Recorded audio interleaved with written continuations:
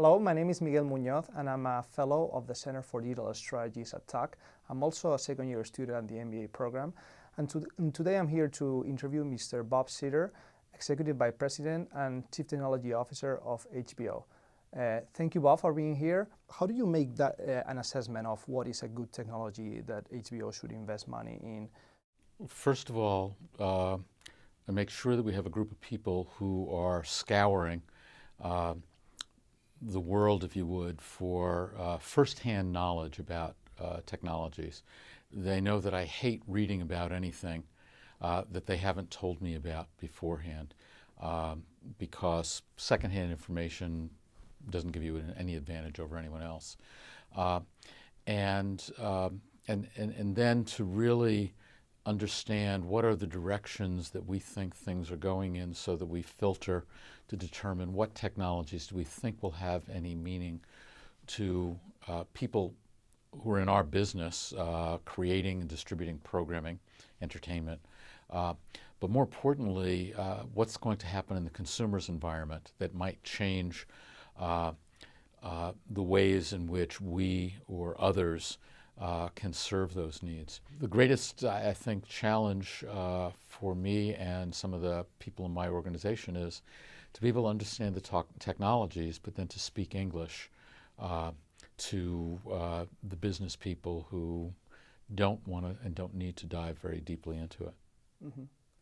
Okay, with all the changes that are occurring in the industry, which do you think are like the biggest threats for HBO's current business model, and what is the company doing in order either to mitigate them or to turn them around and turn them into an opportunity? I think one of the biggest threats that HBO and other companies like it face is disaggregation. And what I mean by disaggregation is that consumers, as I said in the talk earlier, consumers want to watch their programming on demand. Whatever device it's on, that's secondary. But so as they see programming on demand, they're more interested in finding the programs and less interested in the brand, if you would, of the company that brought them the programs. Used to be you could turn to Fox television network, and without seeing any Fox branding, you could tell that that was a Fox show. Fox shows were different than CBS shows. HBO shows are different than others. But as people start watching individual programs that they search out and find on different devices, be it iTunes, be it their DVR, like a TiVo or Hulu or whatever, since we sell our programming, we need to make sure that whenever someone selects an HBO show, that they know it's an HBO show, that it's not just Entourage, it's HBO's Entourage, so that when they make the decision to pay a bill to their satellite company or some other company, they know that it's coming from HBO, so that they'll continue to want to pay or subscribe to HBO. How we do that is by working with all the technology companies and the various distribution platforms to make sure that the HBO brand name is never disassociated from a directory or a title of any of our programming. Okay. Another thread that is currently every day on the news is how like all the telecom or telephone companies are deploying these huge, vast networks of fiber directly to the home of the consumers. How do you think this is going to affect the industry and HBO in particular? It will be beneficial. There are two answers to this. One is domestic in the United States, the other is international. Outside the United States, the phone companies have been building their IPTV networks, they call them, which by and large are not fiber. They are, a little bit of fiber and then copper. They're old copper wires to the home. And they've been doing a lot more of this interactive television because the cable operators in many parts of the world have been very slow to rebuild or reinvest in their systems. In the United States, there are three major phone companies. Qwest has done nothing in the video environment.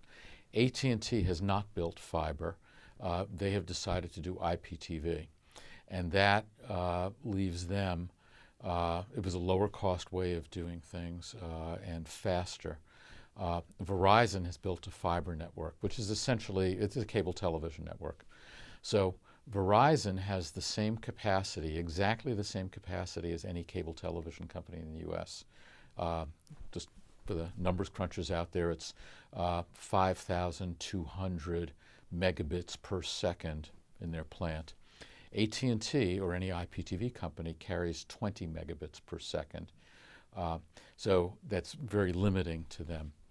From our perspective, HBO distributes its programming through cable operators, through the direct broadcast satellite operators, and through telephone companies. Competition is good. And so having another competitor in the marketplace will be good. One of the reasons why these telephone companies weren't business partners with you at the beginning was because they couldn't they couldn't provide the level of security that HBO demanded because they couldn't encrypt the signal through DSL. When we first deployed our first encryption system, we were the first to do that. My boss said to me, so if we spend all this money and do all of this, then we'll stay ahead of all the hackers. And I said, no. If we spend all this money, we will stay one step behind the hackers. And we will have to continue to spend money to stay one step behind the hackers. And that's fine, because we've now, as I think we released publicly, I know we released publicly, HBO has 40 million subscribers in the U.S. That's, it's constantly been growing. Could it grow faster if we, had Fort Knox built? Perhaps. But if you're going to have security systems, you're constantly going to have to be upgrading them, because there will always be people looking to break them.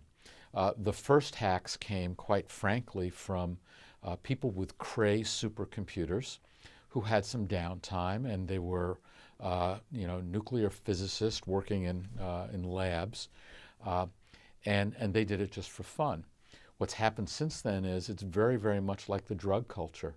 There will be people who will spend several $1 million to crack something, and then they sell them at $20 a card or a chip, or there's a guy for $5 every 20 days going from house to house in Puerto Rico, giving people new security codes that he just gets off the internet.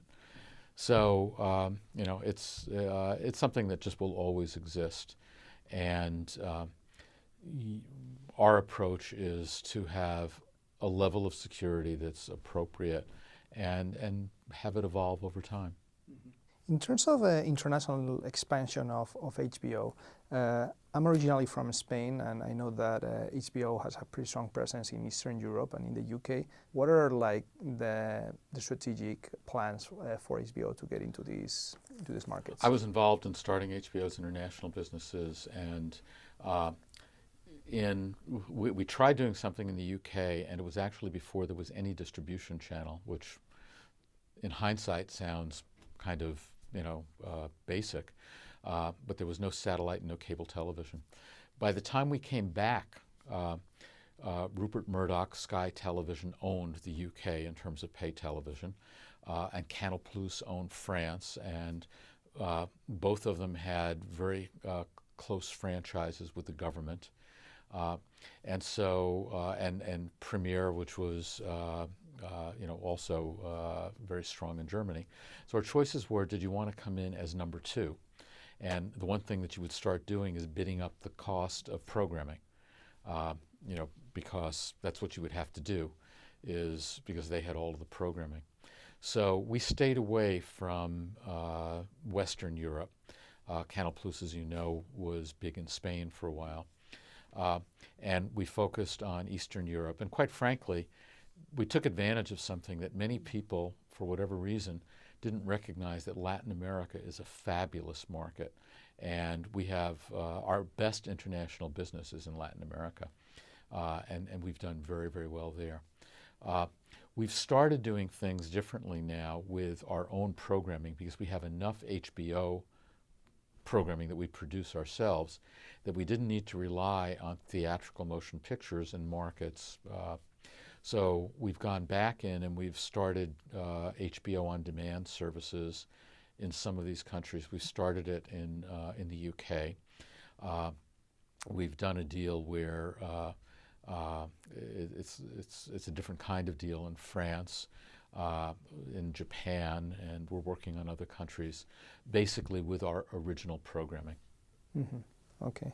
The industry is constantly evolving and it's very hard to predict where it will go. But if you had a crystal ball, where do you see the industry in 5, 10 years? I think the industry of content suppliers, because there are a number of industries in this space, content suppliers who recognize, as I hope we do, I know we do, that consumers are going to want entertainment and information on demand on different platforms, any different platforms, wherever they are. They're going to do just fine because what it's all about is good content. If people have good content, that's one thing that draws them to mass media. I think that consumer-generated content is going to have its place, but it's going to be different, and it's not going to necessarily take people away or time away from what I'll call copyrighted content, professionally made content. Distribution channels are going to change. They always have, and they will continue.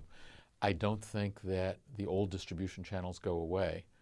Broadcast television will still be one of the most efficient ways to reach masses with advertising, but it's not 100% of the market as it used to be, and now it's at 43%, as I said earlier, and that will find its level. But if its level is at 30% of a market, I don't know that you'll find other media that will deliver 30% viewership.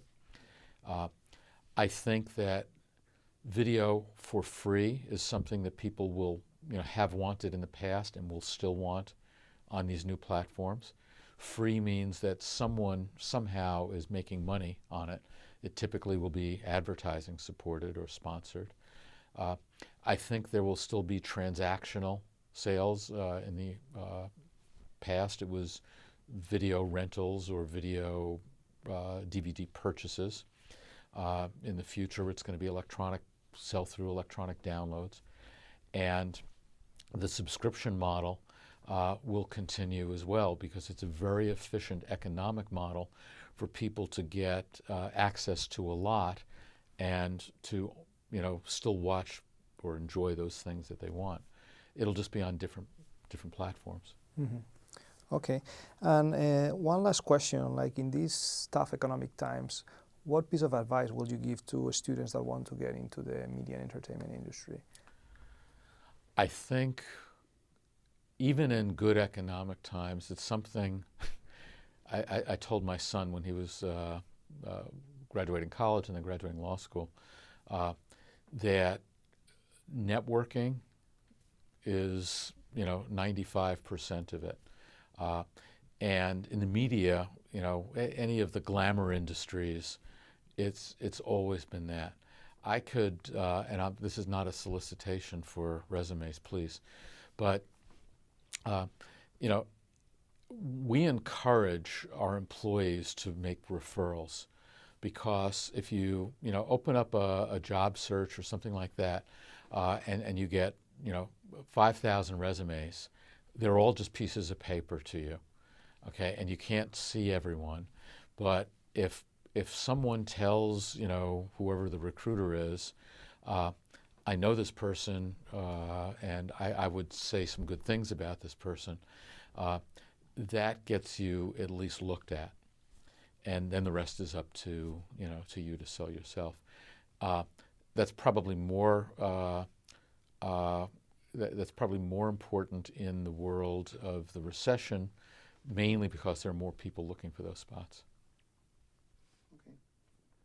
Well, thank you very much, Mr. Zitter, for your time and for coming today to talk. It's been a pleasure to have you here, and we hope you also enjoy your visit.